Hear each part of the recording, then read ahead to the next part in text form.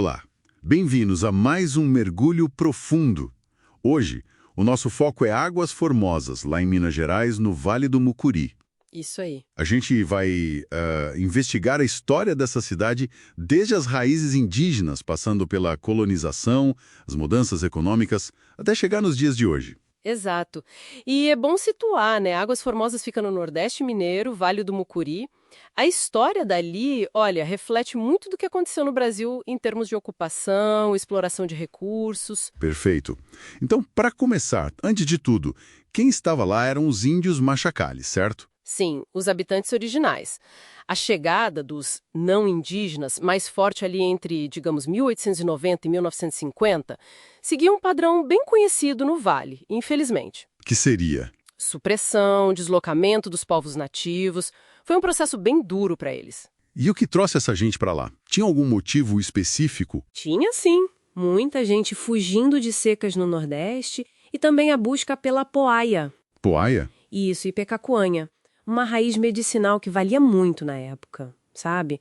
E tinha bastante na mata. Daí surgiram os raizeiros. Entendi. E eles foram se fixando, imagino, perto do rio Campã, né? Isso. O primeiro nome do lugar foi Águas Belas, por causa de um córrego ali perto. A economia no início era bem de subsistência. Gado, um pouco de artesanato. E a mudança para Águas Formosas? Tem alguma explicação? Talvez uma busca por identidade própria? Pode ser, sim. Parece um amadurecimento, né? E essa identidade foi se construindo junto com a parte administrativa, que foi bem agitada no começo. Como assim agitada? Começou como distrito São José do Pampa, lá em 1911, ligado a Teófilo Otoni. Depois mudou de nome várias vezes. Pampa, Águas Belas de novo, São José das Águas Belas. Isso mostra o dinamismo da região, né? Uma busca por se definir.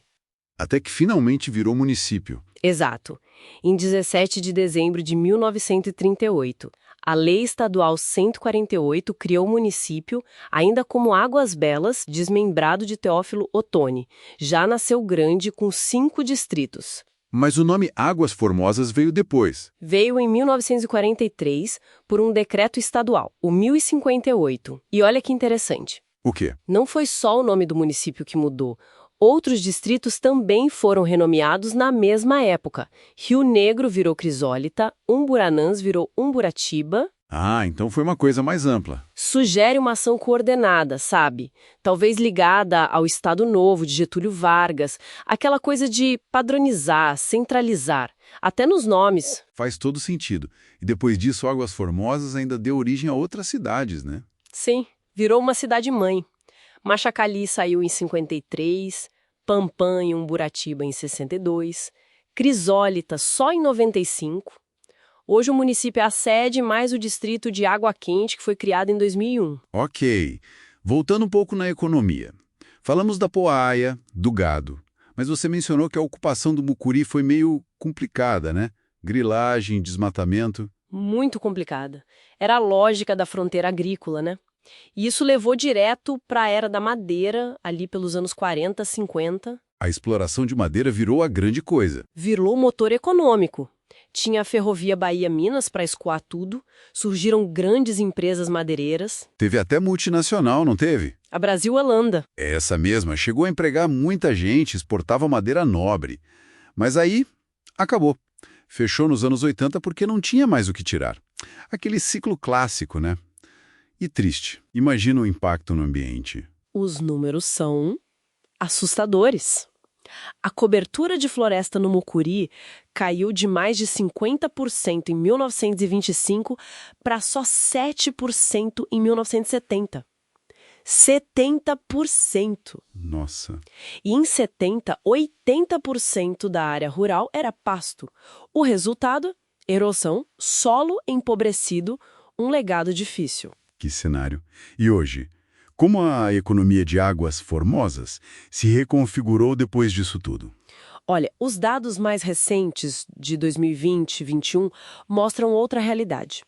Hoje, os maiores empregadores são a administração pública. O setor público, claro. Isso. Depois vem o comércio varejista e a indústria de alimentos, principalmente laticínios. Tem empresas como a Barbosa e Marques, Laticínios Dona Formosa. A pecuária continua importante, claro. Mudou bastante o perfil, mas essa economia atual, ela enfrenta desafios? Quais seriam os principais? Enfrenta, sim. Um ponto é a remuneração média, que ainda é bem abaixo da média do estado de Minas.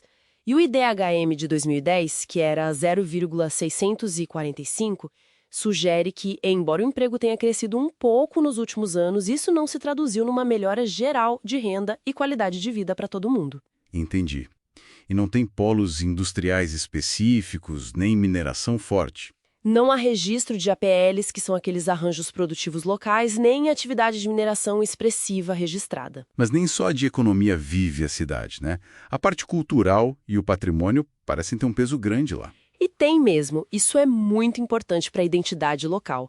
Tem patrimônios naturais tombados como a Cachoeira Véu da Noiva, o Salto da Zoada e a famosa Árvore Gameleira. Ah, sim. E tem também a União Operária, né? Que história bacana. Uma história muito forte. Foi fundada em 64 como um espaço de resistência mesmo, contra a discriminação racial e social que rolava em outros clubes. Diziam que lá qualquer um podia entrar. Foi revitalizada, virou patrimônio, um símbolo importante. Que legal. Mostra uma força comunitária. E essa valorização da cultura vai além. As festas populares, tipo São João, têm apoio, e projetos como a Lei Aldir Blanc mostraram uma diversidade cultural enorme, sabe? Teatro, música, cultura afro, museu comunitário. Tem muita coisa acontecendo. Então, para a gente amarrar tudo isso, Águas Formosas começa com os Machacales, passa por uma colonização bem extrativista, vive ciclos econômicos intensos e de esgotamento, como o da Madeira, se reorganiza, vira mãe de outras cidades e hoje tenta achar um equilíbrio entre os desafios econômicos e essa riqueza cultural e natural toda. É quase um resumo da história de fronteira no Brasil, né? Exatamente. O que nos leva a pensar, né, diante dessa história de exploração, seguida por uma economia hoje mais voltada para serviços e setor público, que caminhos poderiam ser mais sustentáveis?